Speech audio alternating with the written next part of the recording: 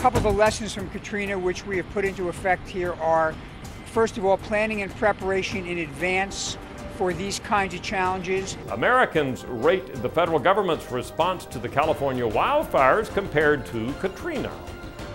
The wildfires in California have thankfully settled down now, and in the aftermath of the fires, a lot of people are looking at the question of how authorities responded. After Katrina, a lot of focus was on the federal government response to disasters.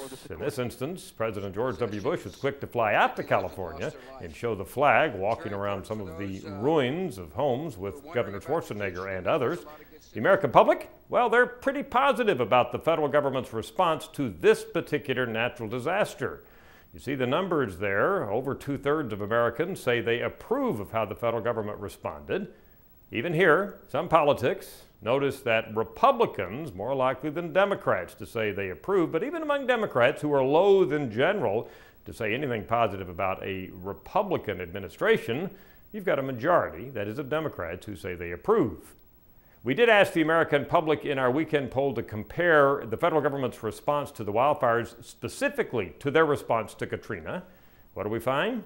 3-to-1 ratio. Americans say the federal government did a better job combating and contributing to fighting the wildfires in California than the federal government did in responding to Katrina.